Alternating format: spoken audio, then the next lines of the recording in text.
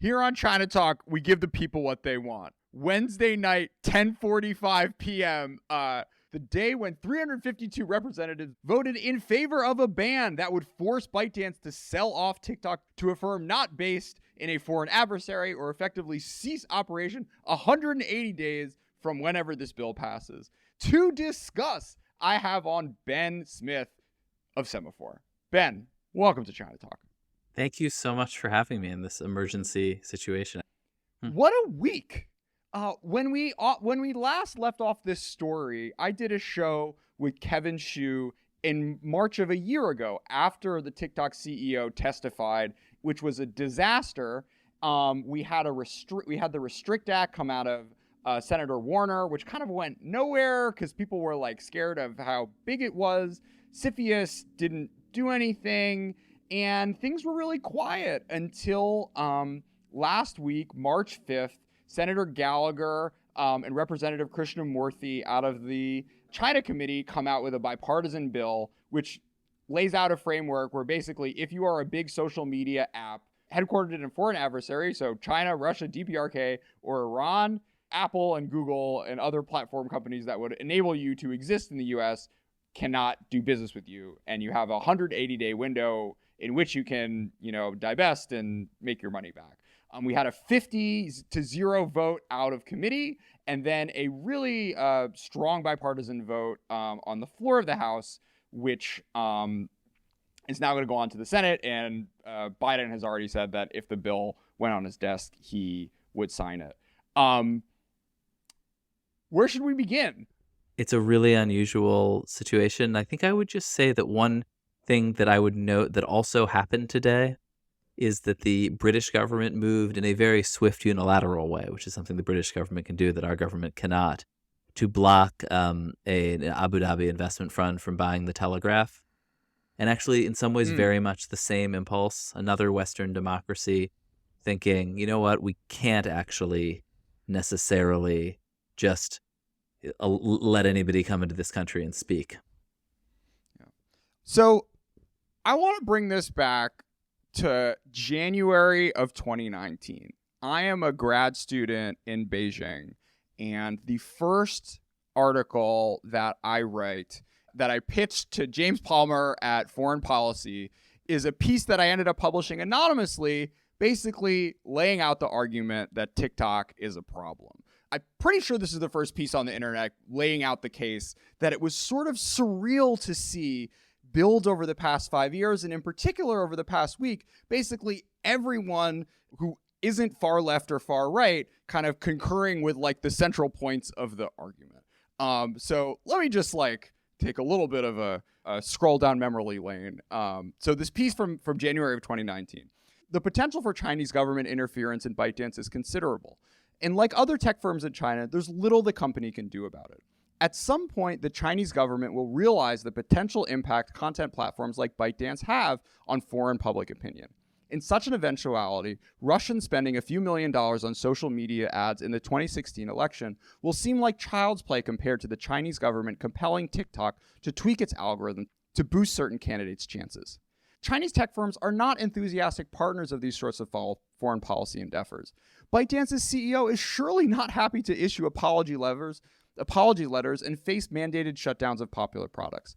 But at the end of the day, there is very little that these firms can do in a party state environment. I'm curious, Ben, maybe for your reflections on how the media and politicians kind of digested what TikTok potentially meant to the body politic. Yeah, I mean, I think, and that's you were very prescient back as a rookie journalist in 2019. But which seems like 10,000 years ago on this story. But, it was a moment when TikTok was sort of like entering the social media wars and these sort of big arguments over Facebook in particular that had racked American politics. And, TikTok isn't exactly social media like that. It's a different thing. It's a video consumption app, basically. It has some social qualities, but it's not really a social media app.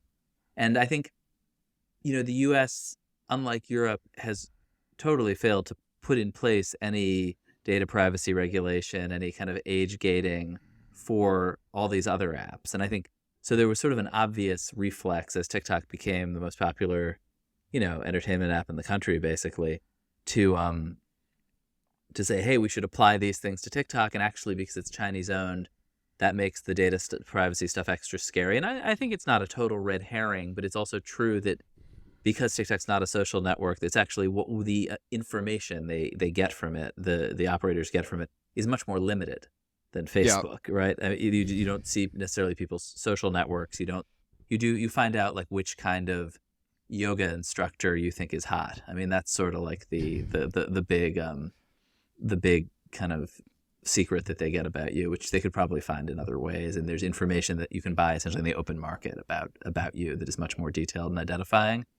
But I think that people, and I think the problem, and I would say the answer in some ways to the argument, the obvious argument of like, wow, this is a ultimately Chinese state governed company that could potentially exercise political influence, is that it's a latent threat.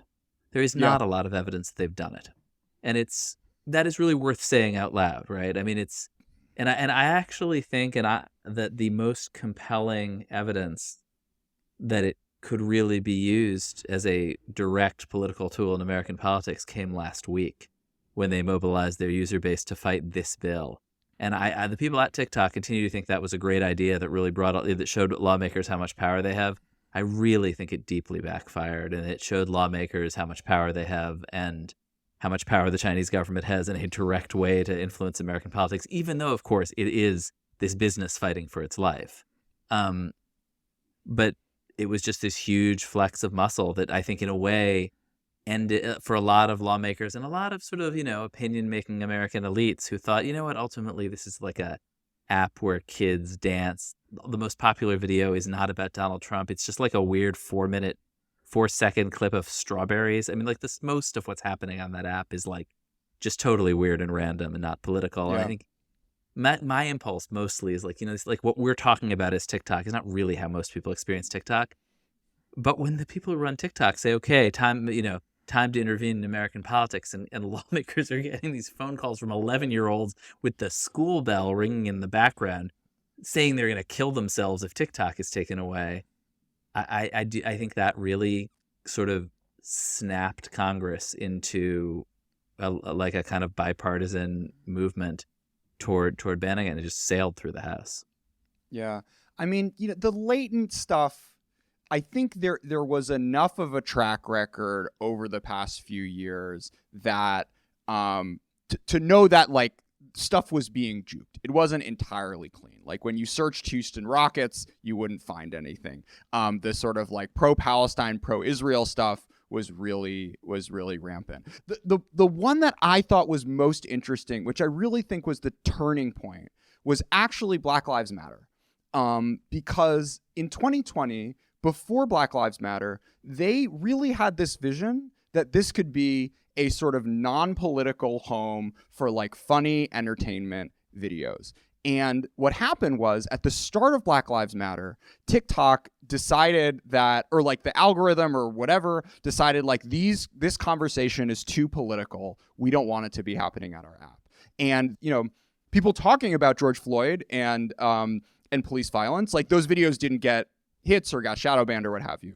And very quickly that became a news story. And that is something that is untenable to have in the US. So sort of from that point on, you were able to have political speech on TikTok and it was able to go viral and blow up. And once it's there, the latentness becomes very clear. And then I think what you said totally of like them literally doing the thing that everyone was worried that they would one day do, of like targeting specific districts and finding people who they thought would be sympathetic and giving them push notifications saying, call your senator to lobby for this thing, is like something you can like kind of get away with if you're Uber, but really not if part of the reason people are scared of you is the fact that you might be able to do this one day. Yeah, but I would say, just to stick on the latent thing for a minute, I don't know the Houston Rockets story, and I think there was also a time when you couldn't search Uyghur stuff. But I don't know, when I last looked at the app, and I've sort of stopped looking at it regularly, but there's videos that like I'm from New York, so of course I eat pizza, like that sort of thing. There was like the fifth video I was served was I'm Uyghur, so of course I look like this and talk like this, in a very normal TikTok way. And I when you say that there have been instances of them using it for large-scale political sort of manipulation, I actually don't think that's been really established at all, Yeah, except for this one vote. I do think, though, what we've been talking about is kind of content neutral, like the latent threat, the data privacy stuff. I think the fact that it basically reflected this huge shift in youth culture against Israel and toward Palestine, which was not a product of TikTok, but probably was sort of amplified and powered by TikTok. That's not where the mainstream of American politics is. That a lot of legislators really hated that, and one of the reasons they want to ban it is because they see it as anti-Israel, which is really about. And I think this is where the sort of First Amendment considerations are coming. That's definitely certainly on the Hill. That's part of what made people hate TikTok, just no doubt. I don't think it's part of the legal argument, but it does sort of underlie this. It's possible. The fact that but it does happen to line up with a Chinese policy priority, which is something that we've covered. So, yeah, but also, anyways, right, exactly. But there isn't a smoking gun that the Chinese manipulated it. It's reflected. If it's reflected in the polling. Sure. I see what you're saying there. So speaking of a latent political ticking time bomb. So 180 days from today is September 7th. If you're President Biden, do you want this to wrap up before the election, after the election? Because this could end. There is zero chance that this wraps up before the election. Okay. And I think people should just need to take a breath and realize that the Senate is not going to pass it tomorrow. And if the Senate passed it tomorrow, it would still be in court when the election comes. There's going to be very, very serious legal challenges to this. Okay. And so I think, yeah. So I think, if you have TikTok with a gun to its head, doesn't that make it an even more tempting thing to potentially, if this is the only time you're going to be able to fire it? No, I mean, it's a very valuable, America panicking about this harmless dance app and shutting it down is an incredibly powerful propaganda tool. And also for any authoritarian regime that that censors domestic speech and controls social media. Now we're doing it too. I mean, that's not nothing. That'll Jamil Jaffer from the First Amendment advocate was talking about it today. I just think the propaganda victory of them forcing the U.S. government to shut this app down that lots of people love is its own reward. I would think and maybe on the last day. The last day of TikTok, it's just going to be chairman. It's just going to be Xi's face, deep faked, giving Barack Obama speeches or something. But to everyone, it'll be the only thing you can get. I don't know, but I think I think that their politics of, but also but there's also the reality: it's an immensely valuable company with many, many powerful people invested in it that will be a huge hit to investors in the U.S. and in China. And so, there's a lot of factors here. Can I just add one detail that I do think is interesting? By the way, TikTok has also peaked. TikTok DAUs are flatlining. It was a huge cultural trend 2 years ago. It was a big thing last year. These things come and go. And so, of course, just the nature of Congress and of our culture, we're having this argument as TikTok continues its sort of long, inevitable slide toward becoming Vine. I was trying to explain the story to my 14-year-old, and he was like, "Nobody uses TikTok anymore. What are you talking about? We're all on Instagram." So So I do think that there's no way China would approve a deal. The thing people need to understand is the investor base is 60% foreign money, and that foreign money is SIG, Carlyle, Fidelity, General Atlantic, Tiger Global, SoftBank. And then the Chinese money is it's not like Chinese deep state, Xi family adjacent. We're talking GGV, Primavera, Source Code, Qiming. The CEO, right, was a liberal. I don't think, and this is a company that is not developing core hardware to So you don't think the Chinese government is going to have any compunction about screwing ByteDance? I mean, if they can be convinced that doing this would close the door even further to there ever being foreign investment into China again. But I just don't think that that's going to be I mean, the something that will stakes resonate. from their perspective are actually pretty low, right? I mean, they might Yeah. lose this potential future propaganda tool. ByteDance stock goes up, stock goes down. But this is I mean, because this has been, I mean, because at some level the Musical.ly acquisition years ago sailed through and TikTok grew to this scale without intervention. This is now so much a U.S. problem, and it's something that they can torture the U.S. with, but it's sort of not massively their problem, right? I just don't think it's a story once it gets banned. I don't know if there's like some sort of, well, it's interesting. So Tianyu Fang, Stanford student, wrote a piece on this recently. His line was, the TikTok ban will seemingly legitimize the Chinese model of internet governance, which sees foreign platforms as inherent threats to political stability. I think it's worth taking that argument seriously. True. Yeah.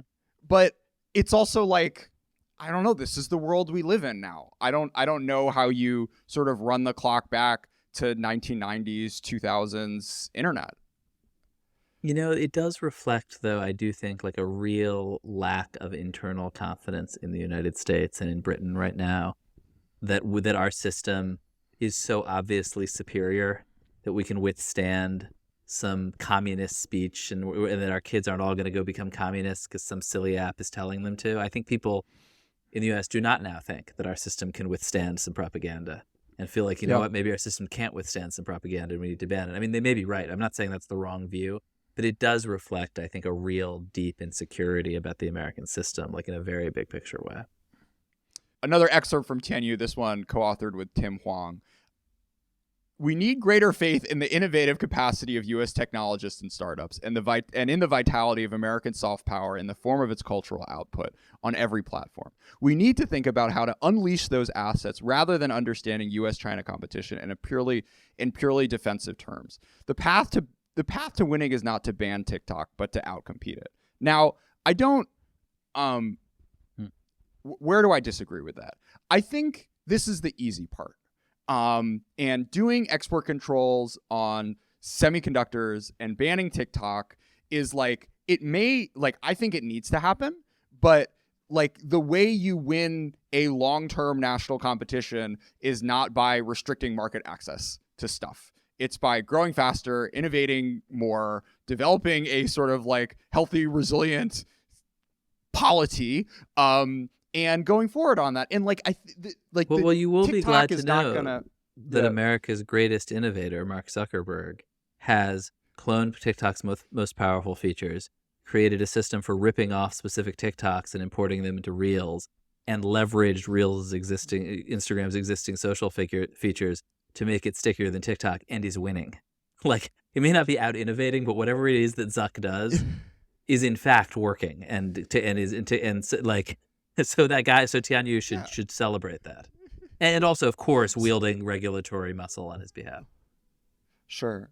The one that I think is going to be the more like dramatic long-term consequences one is what the world is going to do about Chinese electric vehicles. Because unlike TikTok, these things are actually like twice as good and half the price. And we are, you had this new ICTS regulation, which came out, I guess 2 weeks ago, which to me looks like the first step in banning Chinese electric vehicles in America. And you think do you think of this as a sort of issue of protecting our domestic industry, or of data, or of worries about espionage? Well, I mean, the stated thing is worried about espionage, right? But I do think like the TikTok, like Google and Facebook, I am not worried about needing competition. For GM, like I kind of do. And I think it's like way more like embarrassing and reflective of like old companies that haven't figured out how to compete in the 21st century, that they like actually do need this sort of protection in order to compete in the US and European markets. Yeah, no, that is right, and that's it's these are all in a way higher. You think these are kind of this is a dress rehearsal for higher stakes fights down the road in a way?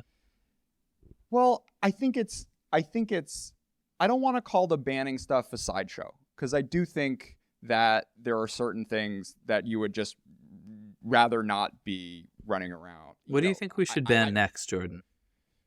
Like WeChat? No, I think WeChat's gonna stick around. What about Russia Today? What do you think about Russia Today? I guess I tend to think that like we can take it, and that it is Russian propaganda being broadcast on American TV, and some weirdos watch it, but then like the U.S. system is strong enough to stand up to it. But I don't know. Some days I don't think that. Yeah, I mean it's TikTok is the scale, right? It's like half the country is on this. Yeah, but Russia Today is just mainlining propaganda, where TikTok is really, really 99.99% random silly stuff. Yeah. I don't know. Anyway, sorry. Anything else you want to ban? Just while we're banning stuff. I'm okay for now. I kind of want to watch Ford and GM sweat a little bit. I think they need that. Right. That's I mean, and Tesla, right? Will face some competition. Tesla, Mercedes, BMW, Fiat. I mean, these guys, they got to wake up. Like those cars are coming. They're really good. The only one that's in the game, I think. But yeah. But the cheapest Tesla car is $45,000. Like no, price is dropping. But yeah, it's still more than what BYD's making it for 10. Have you driven any of the BYD cars? I've watched a lot of Billy reviews, and I want to test drive. BYD, cool. Fly me out. Wow, would you take Chinese sponsorship for ChinaTalk? No. I couldn't. I don't. Brought to you by BYD. Sorry, I'm derailing this conversation. You're in charge. Sorry. Like the Matt Gaetz AOC Alliance. Do you have like a take on that? It's a funny thing. It's really interesting because you really see in this, and actually in the Ukraine-Israel fights on the Hill, like there is still the sort of shadow skeleton of an establishment, a bipartisan establishment, but you have pretty substantial fringes that take differing views, and they are isolationist on foreign policy and kind of radically libertarian and sort of worried about government control on some of the on this issue. They think that there are lots of people who would like to ban extreme speech on social media apps, and the people who are committing extreme speech on social media apps are often like friends of members of Congress and allies of members of Congress, and do not want to be banned. And I think people like Elon Musk see, and he was quoting Rep. Massey from Kentucky, see any government intervention to limit anything that their far right, sometimes Nazi friends might be next, and they don't want to see that. Yeah. Or more reasonably, like you are just obviously giving government new tools to control speech that could obviously be used in all sorts of other ways. Like that's not you're obviously on some kind of slope, but I think, but it is fascinating to see the kind of emerge, this sort of the center fighting the left and the right on this, and it's absolutely the shape of the issue. Do you think Trump's going to flip? I mean, I think Trump doesn't want Biden to have any victories. Trump tried to do this and was widely mocked and reviled by people who now support it. And I think his basic agenda is to give Biden no wins, to block everything, and to get his supporters on the Hill to block everything. So I would sort of see it more in that context. I do think if Biden bans, it'll say it's the dumbest thing ever, and that he speaks for the youth, these aren't. I would not say these are kind of deeply held beliefs. Yeah, but I think I don't know if we want to sort of talk about the process, but the Senate is a complicated place, and so that'll be the next stop. So is Biden going to come out in favor of national marijuana legalization as a way to win back the voters he lost from banning TikTok? I'm not. I'm skeptical that people who watch creators who they love on the internet really feel strongly about the company, about YouTube or about TikTok or about Reels, people are just going to move over to another platform and watch the same stuff. Their primary allegiance isn't to the platform, it's to the people they follow. And I think you saw in India when they banned TikTok, it just kind of went away and was replaced by clones. Yeah. Do you want to talk about the administration politics on this? Have you been following that?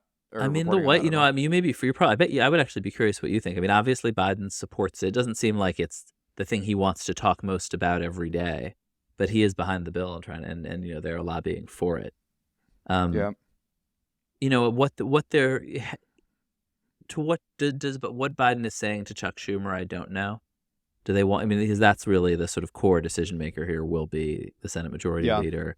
And when I asked one of his aides about it tonight, they said, well, like he's listening, he listens to the caucus. He's hearing lots of different input from lots of different people. And, Warren wants to do it her way with a different bill. I mean, Mark Warner, who's a very influential figure, supports this. And that's actually quite meaningful in terms of the Senate politics of it.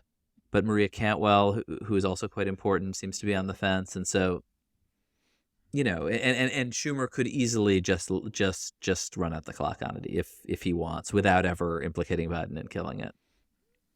Yeah, because I think the vision that Warner and other sort of national security minded senators had was that we could use this TikTok issue to solve a lot of other things and take the momentum we have here in order to create a sort of like regulatory superstructure to get at, data concerns more broadly and, do this like do the EV stuff and what have you. And that didn't work with the Restrict Act. And so it was really interesting watching Warner come out in favor because basically that's like the same thing as throwing in the towel for the big one and saying like, look, if this is all we can get, let's cast in our chips. I feel like Cantwell, like she likes doing these big bills that don't go anywhere. This is kind of her deal, it seems.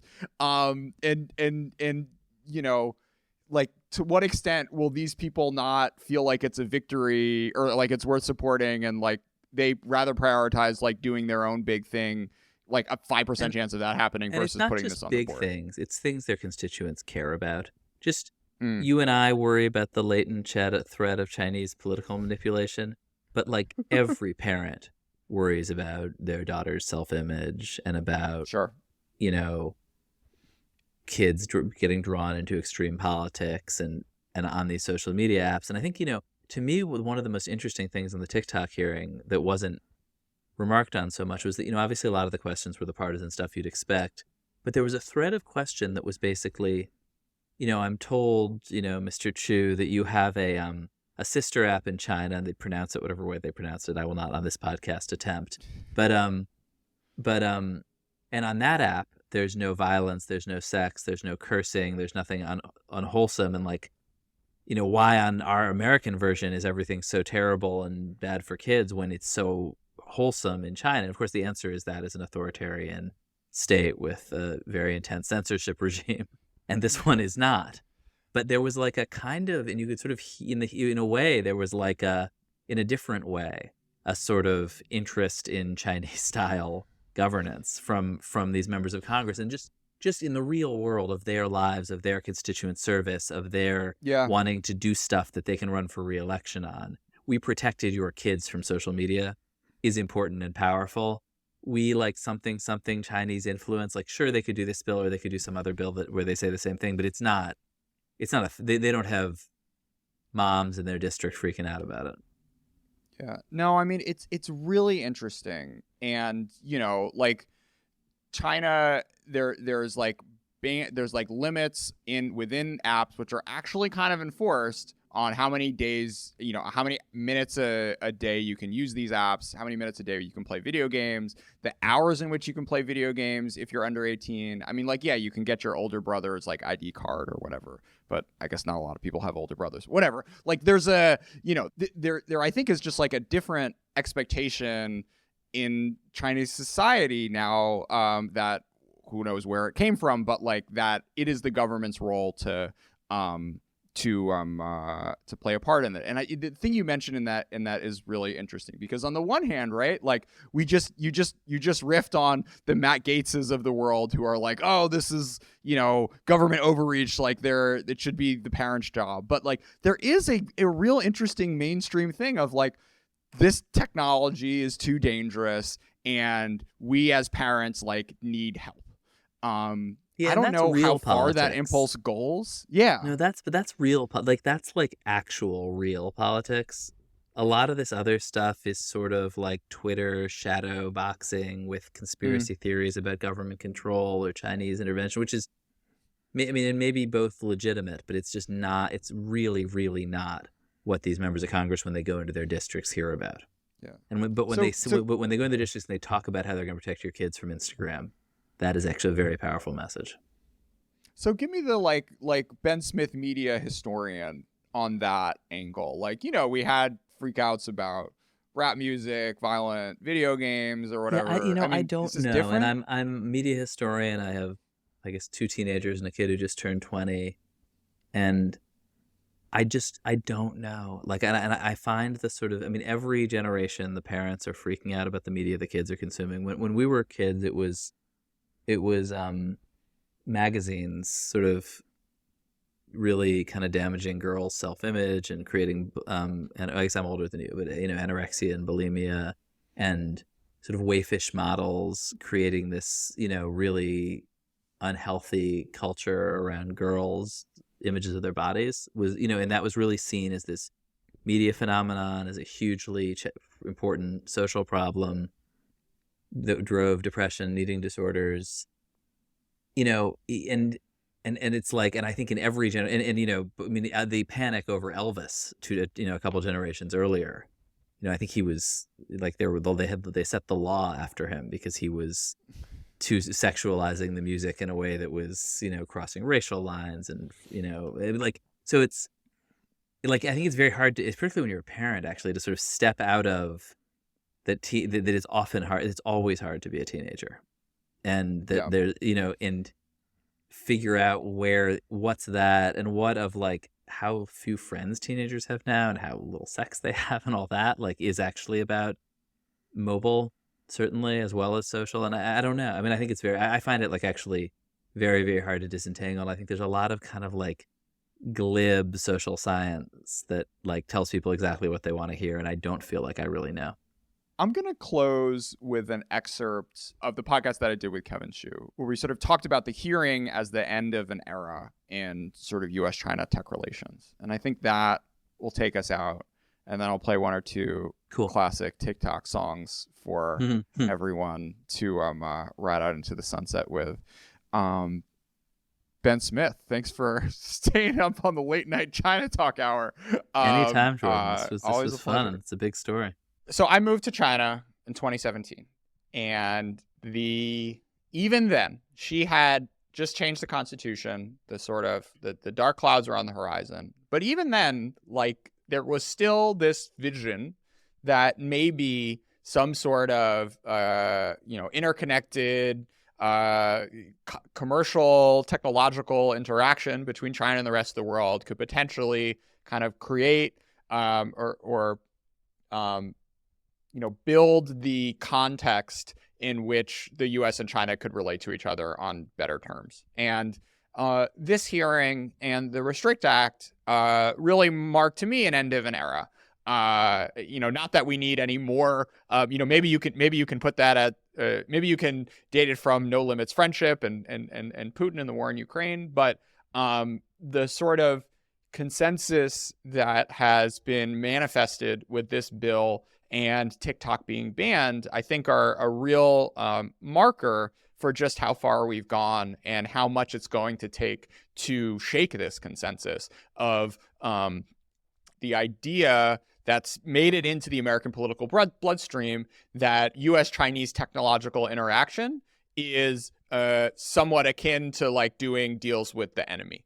And everything, any sort of commercial or technological engagement needs to be viewed through that lens because of the broader challenges that are facing the U.S. and China. And, we've done lots of other shows on ChinaTalk that have explored, why that is, whether or not it's justified. Is this is this the U.S. that really bears the brunt of the blame here? But the consensus that the consensus that's developed seems very, seems strong, and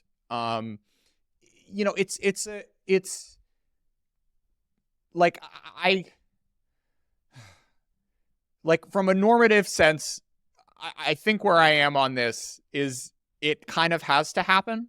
But there's something that I find about the moment we're in, which is so sad, because I don't think it's inevitable that the U.S. and China had to end up where we are today.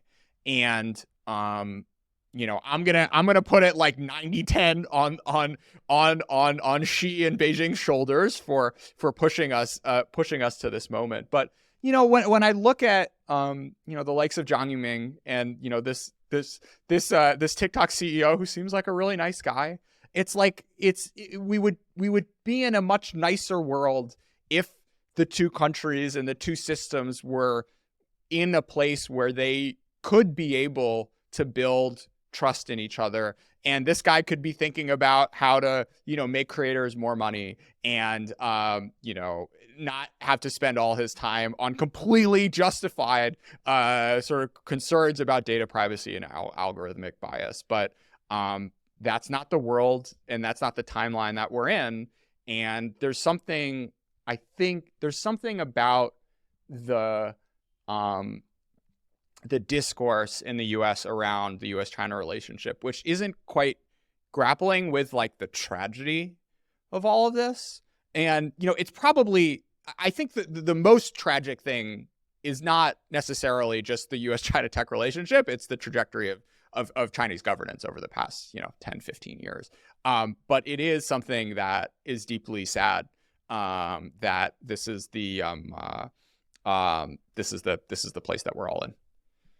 I think the marker of this being an end of an era with the TikTok hearing today, the Restrict Act or something like it possibly becoming a law, is not that hyperbolic, to be honest. And this might be because I'm more deeper in the tech industry these days. Obviously, I had a past life in DC, but I work with a lot of entrepreneurs, not just from China, but from a lot of different places around the world as well. I have held hope that while products like TikTok, which poses much more obvious national security threats, could be dealt in one bucket, there are a bunch of different industries, whether it's e-commerce or cloud SaaS or what have you, that are just in a much more innocuous part of the tech industry, where these are just entrepreneurs trying to make products, trying to expand their services, trying to make more money, trying to justify their valuation with their VC investors. These are just kind of normal behaviors, right, in business that used to be much more free-flowing.